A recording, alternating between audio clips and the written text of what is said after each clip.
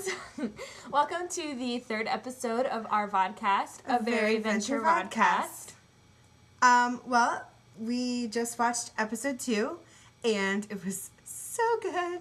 And I like to say another week, another hairstyle for Hank. Yep, this week was Handsome Ransom, which was kind of a refresher from last week. It was nice because you didn't really have to know any of the background material. Mm-hmm. It was kind of just like a watch me, enjoy me.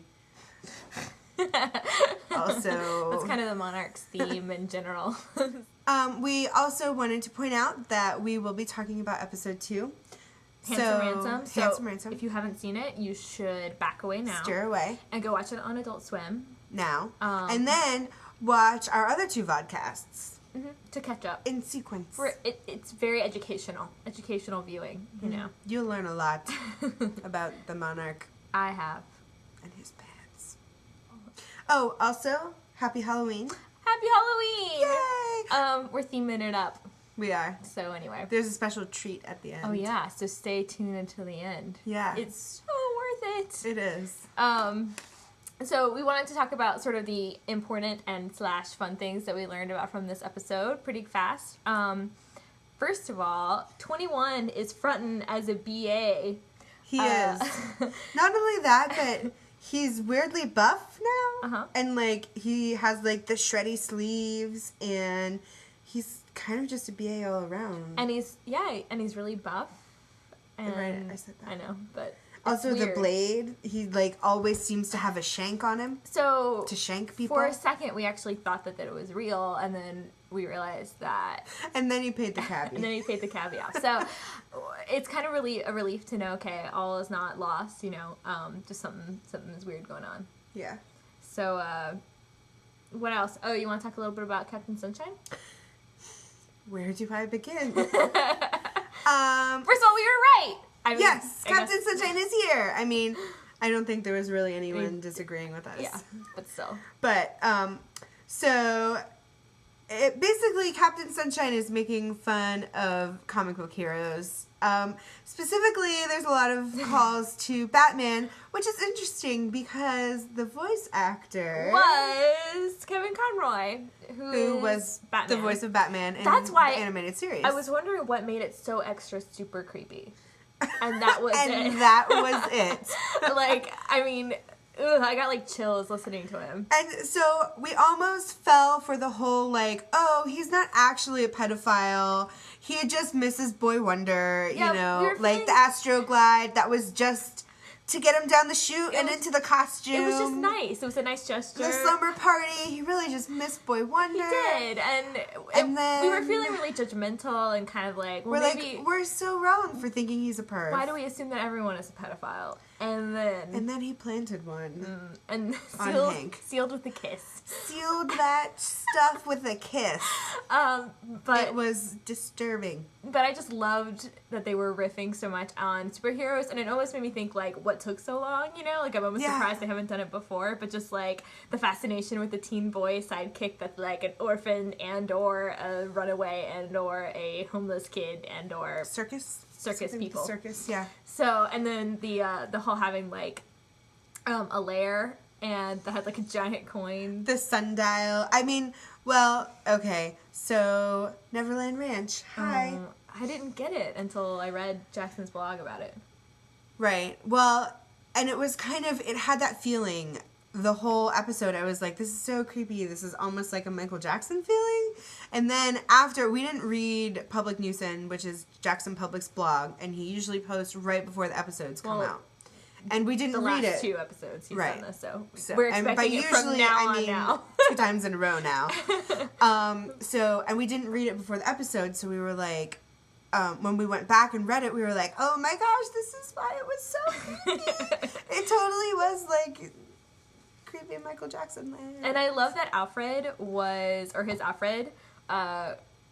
just Doc Hammer in a slightly clipped accenty tone. Oh, the butler. Yeah, the butler. Yeah.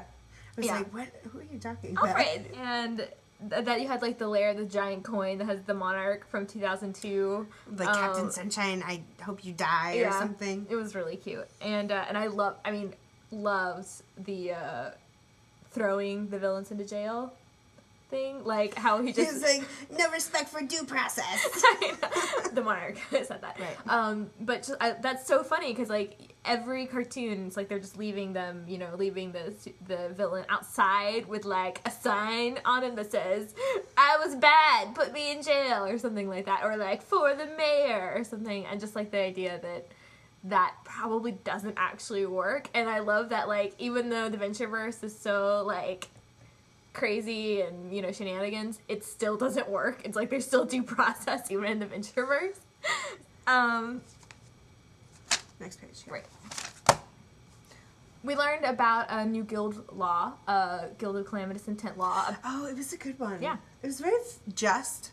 Yeah. Do you want to talk about it? Sure. Go ahead. So the law is that if you take someone for ransom and you don't actually return them, then you don't get to keep the ransom money. You have to give it back. So, case in point, the monarch steals Hank and Dean and weaves them into his caterpillar web. And they get Dean back, but not Hank. And Hank goes as Boy Wonder to Captain Sunshine's land of love. And so there's like a race between Dr. Venture and the monarch, and Dr. misses the monarch because whoever gets him first gets to keep the money. And obviously $10 million, I mean, I'd want to keep it. So basically, if Dr. Venture gets Hank first, then he gets the money back. Because, I mean, technically it's no ransom if you recover him yourself. I'm glad that you handled the summaries because I have no stomach for them. I just want to keep talking and only the two people that can understand what I'm saying follow.